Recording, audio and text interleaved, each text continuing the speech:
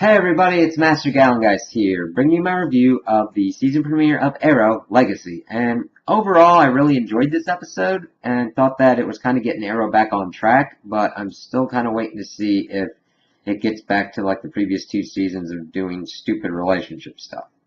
So, we get back to Star City and Ollie's pretty much trying to be himself, but he's more driven and kind of got a shorter temper now, and that he'll now kind of kill and hurt people.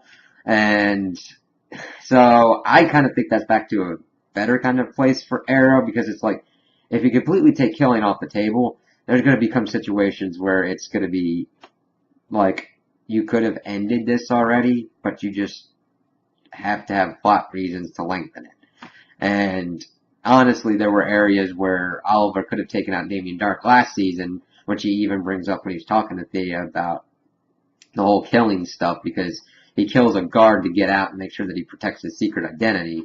And Thea's like, that's not what Laura would have wanted. And then he's like, well, guess what? The dead don't want anything. And it's like, ooh, yeah, that's a little bit harsh, but yeah. So it opens up with showing the police gala, and Ollie's supposed to be there, and Thea's trying to cover for him as he's doing his Arrow stuff to try and stop Anarchy from using another bomb to blow up the city. And that was a pretty good, the fight scenes were really good and kind of more visceral, kind of back to like season 1 and 2. And this was really good with his fight with Anarchy, and he was really more aggressive because he like pinned his arms against a support with an arrow. And it's like, dang. And he shot another kind of tech arrow to have Felicity take down the bomb in time, and I don't know where this other vigilante kid, codenamed Wild Dog, was trying to get ready onto the bomb. He's like, stop that. You're going to screw up whatever my Overwatch person's doing. So, no. He's like, alright, stop doing this and keep that elevated. What? And then he shoots him in the leg to stop him from doing what he's doing. I was like, need to be a little bit more diplomatic, Ollie, because you do need help. And we see throughout this episode that he's in denial that his team has been broken up. Because it's weird, because the characters kind of, except for Thea, have stupid reasons to pretty much not be doing what they're doing anymore. And, well, Thea and Lance.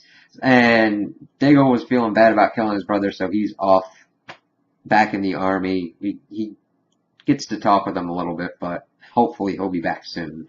Thea is like, she wanted to live a normal life again. She talked about that through the episode, being like, I don't really want to kill or do any of this kind of stuff. It's really good to just be a normal life. But she does eventually don the Speedy outfit again because she has to help her brother out.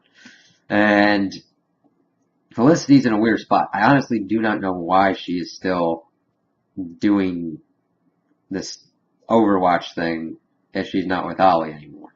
Because it feels like there's tension, but there's not tension. It's like, okay. And even Ollie's like, I don't know if we'll get back together. And, of course, later on in the episode, we see that Felicity is with another person, has a boyfriend. So I hope that she, like, gets phased out, because I'm sorry, the last couple of seasons have really kind of diminished my threshold for Felicity. They took a good character and made her act stupid and kind of inconsistently and just not within the realms of what was working with the show.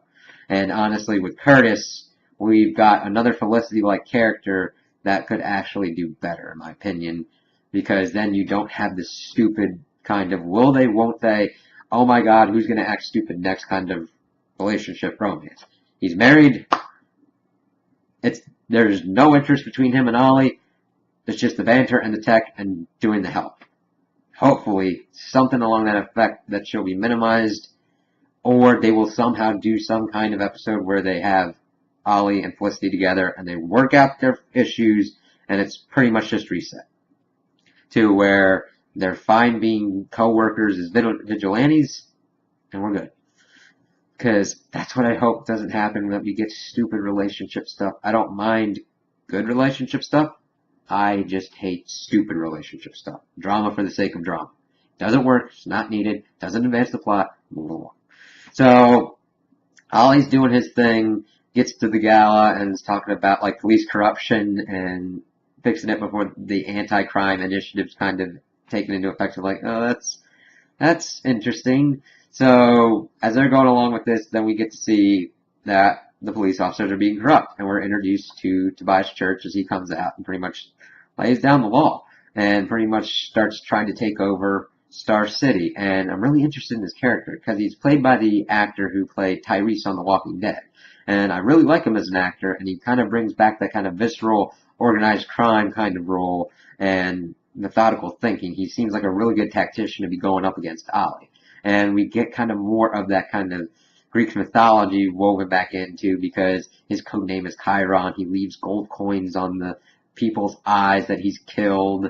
And I love that being part of it with Ollie kind of being like Odysseus and everything and using his smarts against people more than his brawn. And it'll be cool to see them kind of going forward throughout the season because Ollie then talks to kind of Quentin and they kind of get back together because they're about to do this unveiling of this statue for Laurel. And that's where kind of Tobias, Quentin, and Ollie kind of intersect because Tobias gets this idea to get the arrow drawn out to take him out is kidnapping the mayor.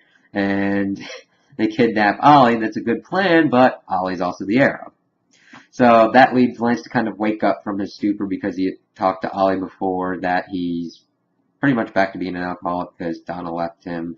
And I guess that might have been stuff to do with his grief over Laurel and him doing kind of the wrong stuff to try and protect his family.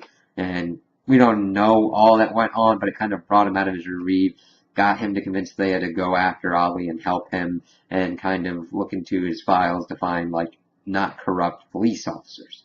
So Thea goes in, tries to save Ollie, but Ollie's already kind of gotten out of there, killed one of his guards because he needed to protect his identity. And Thea's like, we shouldn't be killing anymore. He's like, we should be honoring Laurel. And he's like, the dead won't want anything. So if I killed Damien Dark, Laurel wouldn't have died.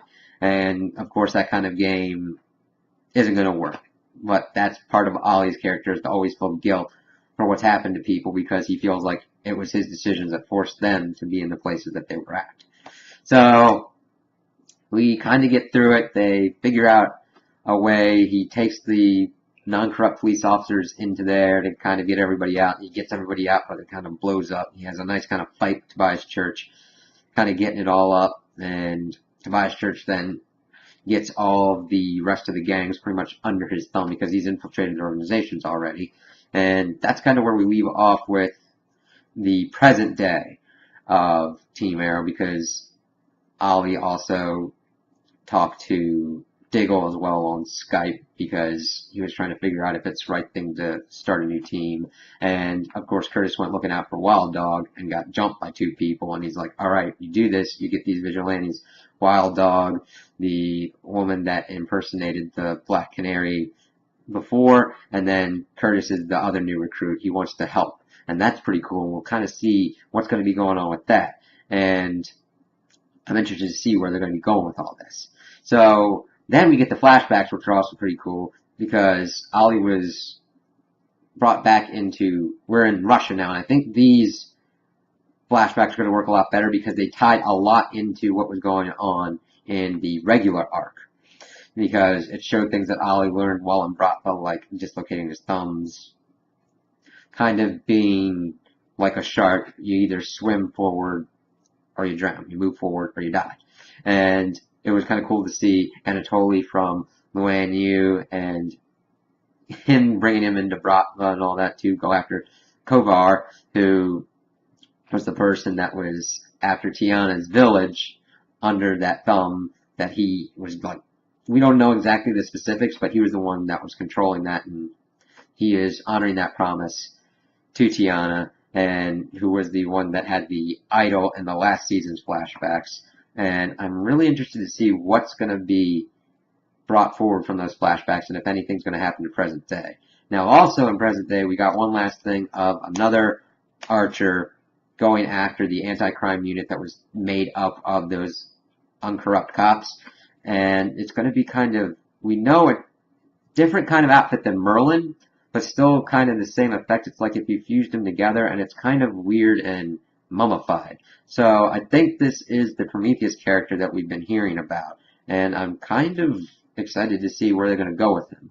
Hopefully they kind of change something up because there's only so many times you can have Archer versus Archer. So, those were my opinions on the episode. Tell me what you guys think in the comments below. If you liked it, if you didn't like it, if you agree with me, if you disagree with me. Also, like and subscribe, and I hope you have a good day.